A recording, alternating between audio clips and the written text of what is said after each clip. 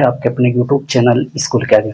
साथियों, आज हम मैथ्स के कुछ इंपॉर्टेंट क्वेश्चन लेकर आए हैं जो 2-3 चैप्टर से कवर किए गए हैं। उम्मीद करते हैं कि ये वीडियो आपको पसंद जरूर आएगा और आपके लिए बहुत लाभकारी होगा।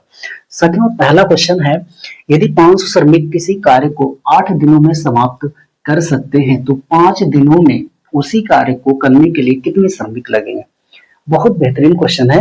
इसको हम डायरेक्ट कैसे सॉल्व करते हैं। देखिए, आपको एक चीज याद रखना है कि एक फार्मूला होता है M1 D1 H1 बराबर होता है M2 D2 H2। इसको MDH भी बोला जाता है। ये क्या है? जब आपको M मतलब होता है मैन, श्रमिक, आदमी, D फॉर दिन होता है, H फॉर टाइम, घंटे होता है। जब आपको आदमी दिया हो, दिन दिया हो और घंटे दिया हो, तीनों का गुणा कर लीजिएगा। ओके, बराबर होता है M2 D2 H2। मतलब उसी कार्य को जब आदमी, दिन और घंटे में दिया गया हो तो उसको गुणा कर लेंगे। यानी ये पहले वाले का गुणा ये दूसरे, और दोनों को बराबर कर देंगे। अब यहाँ क्या क्या दिया गया हमको सबसे पहले ये चेक कर लेना।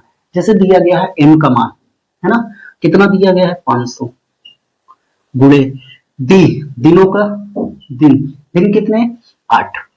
क्या H का मान दिया गया है? नहीं दिया गया है, क्योंकि 8 दिनों में उसके बाद घंटे नहीं पूछा है तो H का मान नहीं रखेंगे। ओके, बराबर। अब दूसरे वाले में क्या कर सकते हैं, तो 5 दिनों में उसी कार्य को करने के लिए कितने श्रमिक लगेंगे। क्या दिया भैया 5 दिन, यानी M2 का मान पूछा और दिन का मान दिया है, कितने दिन 5 दिन। कह रहा है कि अगर 500 आदमी किसी कार्य को 8 दिनों में कर सकते हैं तो बताओ अगर उसी कार्य को 5 दिनों में खत्म करना है तो कितने आदमी लगेंगे। 500 लगेंगे कि उससे ज्यादा कि उससे कम, यही तो निकलना है।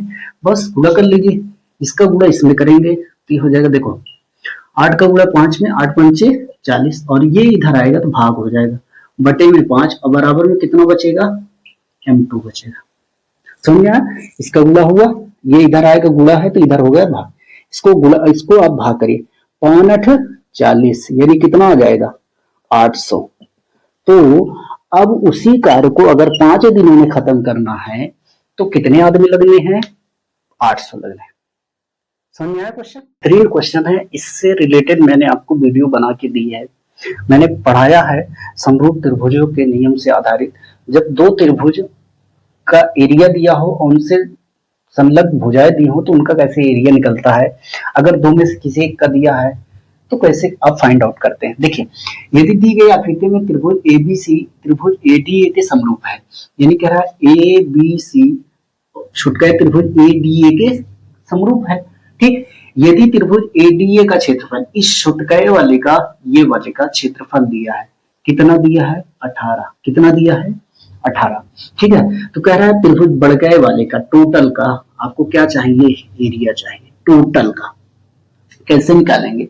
मैंने आपको तरीका सिखाया था कि जब 2 समरूप त्रिभुज दिए हो ना तो उनका क्षेत्रफल, यानी त्रिभुज बड़े वाले का AB और किसका C, त्रिभुज ABC का एरिया बटे छोटे वाले का त्रिभुज AD और किसका E का, ADE का एरिया बराबर क्या है, उससे जो समरूप त्रिभुज है और उसकी जो भुजाएं हैं उनका अनुपात, यानी भुजा मतलब उससे रिलेटेड जो भुजाएं हैं, मतलब ये वाली भुजा कितनी होगी तो आप बताएंगे। ये 3 है, ये 2 है, 3 2 कितना हो जाएगा 5, तो 5 का वर्ग बटे छुटकाए वाले त्रिभुज की भुजा ये इतनी ली जाएगी। ठीक है ना, सिर्फ इतनी ली जाएगी, टोटल नहीं लेंगे। टोटल तो हो जाएगा बड़े वाले का, छोटा वाला ये है, इतनी कितनी है 3 का वर्ग। ठीक, और एक चीज, ये सेंटीमीटर में है तो सेंटीमीटर का स्क्वायर, सेंटीमीटर का स्क्वायर। अब देखो त्रिभुज ABC का एरिया पता ही नहीं है क्योंकि निकालना है, लेकिन AD का एरिया दिया है तो आप लिखेंगे त्रिभुज ABC का एरिया बटे AD का एरिया दिया है, AD का क्षेत्रफल 18 सेंटीमीटर स्क्वायर। ओके, बराबर ये सेंटीमीटर कट गया, पर 5 का वर्ग कितना आ जाएगा 25 बटे में 3 का वर्ग कितना आ जाएगा 9। इसका गुणा इसमें कर दीजिए तो त्रिभुज ABC का एरिया बराबर आ जाएगा, इसका इसमें नहीं करेंगे। ठीक, इसका इसमें करिए तो हो जाएगा 25 गुणे 18 सेंटीमीटर स्क्वायर बटे में 9।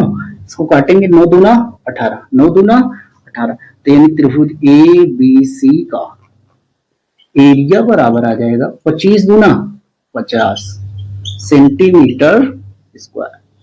इससे रिलेटेड मैंने आपको वीडियो बना के दिया है, मैंने पढ़ाया भी है कि जब दो समरूप त्रिभुज होंगे उनका क्षेत्रफल का अनुपात बराबर उनसे लगी हुई भुजाओं के भुजाओं के वर्गों के बराबर होता है। मतलब दो त्रिभुजों का क्षेत्रफलों का अनुपात बराबर उनसे लगी हुई या उनसे समरूप भुजाओं के वर्ग के क्या होता है, बराबर होता है।